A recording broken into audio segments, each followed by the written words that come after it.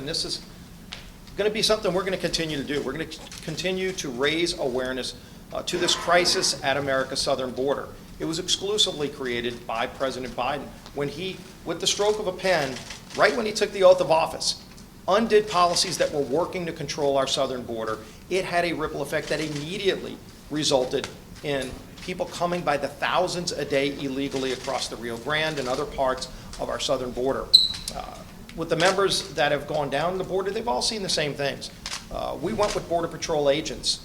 We went to a shift change, and then they took us out to one of the temporary processing centers right by the Rio Grande River. And it was alarming.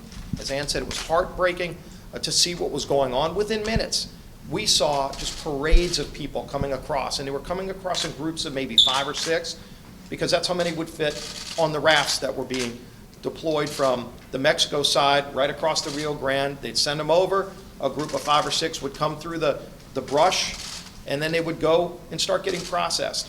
And then a few minutes later, another group and another group, and it was constant the entire night. Around midnight, we went over by the Rio Grande, and as we were going that way, we saw more people just coming through underbrush, young children, many of them unaccompanied. The abuse, the sexual abuse and rape that is happening to these young girls is heartbreaking. It should be something that President Biden acknowledges and stops. He can stop this today. He won't go down to the border. We're calling on President Biden to go down to the border himself and see what he created, this mess that he's created, and the carnage these kids are going through right now. This is a detention facility right here. It's a cell. It's a holding cell that's set up by the federal government. This one was designed for 33 people.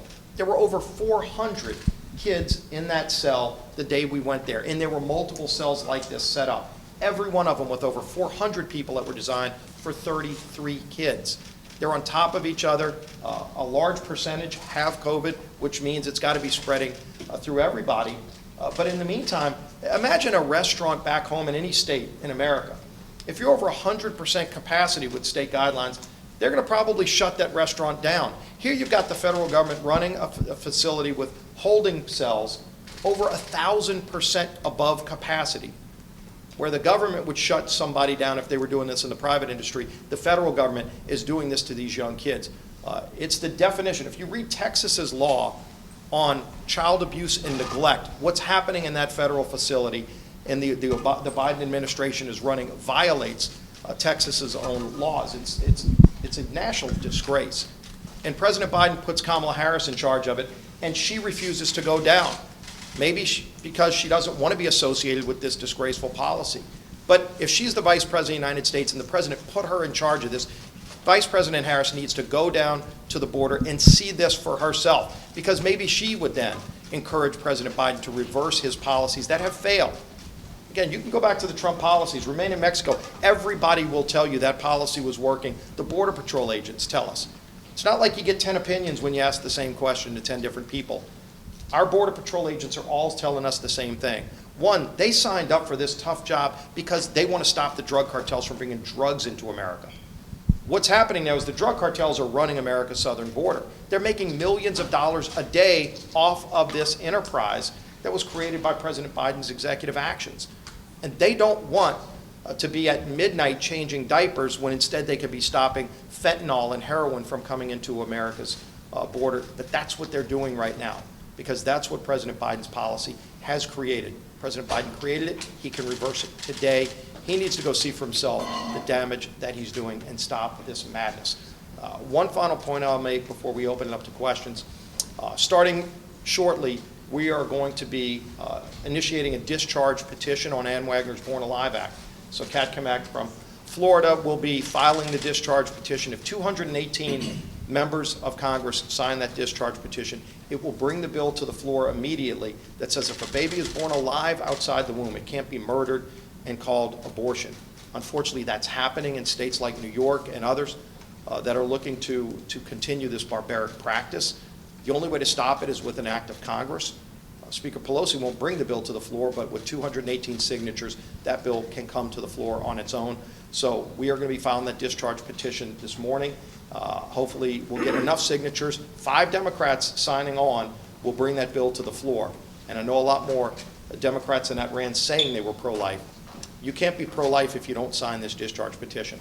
So that's going to start today, and then of course at noon today, we're going to be very proud to be at the swearing in of Julia Letlow, which she will be our newest member of Congress, but as the Dean of the Louisiana delegation, I'm especially proud of Julia getting sworn in. We were so saddened to see the death of her husband Luke just days before his swearing in. Julia just got elected in a special election. She will become the first Republican woman ever elected to Congress from Louisiana. We're incredibly proud to have her joining our conference and Louisiana's congressional delegation in a few hours. With that, be happy to open up to questions.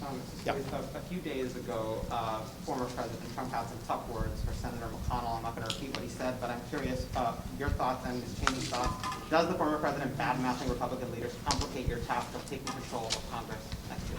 Well, we're very focused on taking back the House next year. And frankly, when you look at the socialist agenda being pushed by Speaker Pelosi and President Biden, people are turning away from it. They're talking about an infrastructure bill. It's Soviet-style infrastructure, what they're talking about. Over 90% of the bill they're proposing has nothing to do with roads and bridges. People would expect if you're going to have a $2 trillion bill, that it would be all about roads and bridges. Theirs is not. It's a lot of Green New Deal. It's expanding the role of the federal government. It's raising taxes on hardworking families. National Association of Manufacturers said that hardworking families would lose over 1 million jobs in America if they got this bill passed. So President Biden should be working with Republicans on a bipartisan agreement. He still refuses to even meet with Republican leadership. So when you look at all of this far-left socialist policy they're pushing, it's no surprise that a lot of Democrats are getting nervous. They know that our opportunity to win the House back has never been greater next year, and we're focused on doing that. You saw the record-breaking numbers that we've raised over this first quarter, record-breaking. And I think it shows you that people are focused on getting the House back, putting a check and balance on this radical, out-of-control Biden administration. Will Trump play a role in that? Oh, I'm sure President Trump will play an active role, and he's said it's very he's very interested in helping us win the House back. And I think a lot of Americans across the country who may have voted for President Biden and some of Speaker Pelosi's Democrat members of Congress are alarmed by just how far left towards a socialist agenda they moved in a short time. With the allegations swirling around Congressman Matt Gaetz, do you have confidence in him? Well, we've heard a lot of stories. I mean, obviously I've read the media reports, but there's been nothing that we've seen yet from the Department of Justice. If something's going on, obviously we'll find out about it.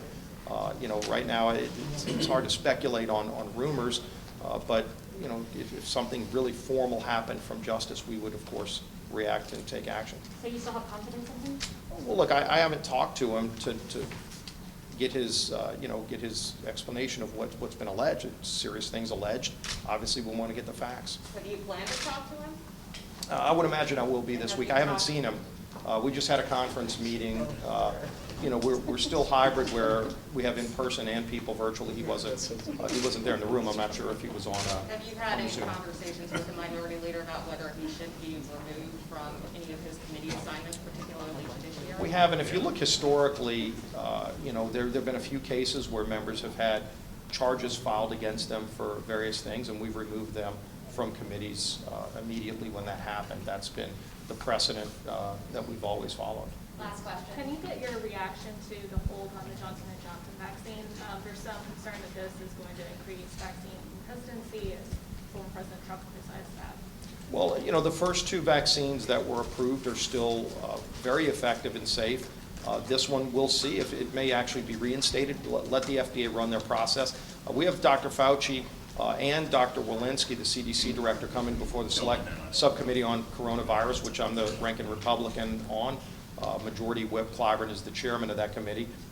They will be coming before our committee Thursday, tomorrow, and I'm sure this will be one of the many things that we'll be discussing. Are you concerned about it making people more hesitant to get vaccines? Well, you want to encourage people to get a vaccine if they want to, and if you look at the Johnson & Johnson decision, it was based on not a specific finding, but they saw some people that had blood clots that had gotten that. They want to see if it's related to the vaccine. This is the FDA process, and the FDA is still the gold standard in the world for approval of vaccinations. We were able to get a vaccination out for multiple vaccinations out for COVID in record time, but they didn't cut any corners. If you look at Moderna, Pfizer, they were heavily tested on tens of thousands of Americans, and it seems to be yielding very positive results. With Johnson & Johnson, let's see what the FDA process yields there. I have confidence in the FDA's process. I think we're still the gold standard in the world, and other countries look to us still for guidance on how to properly approve and distribute vaccines. Thanks, guys. Well, thank y'all. We'll see y'all on the floor for Julia swearing in.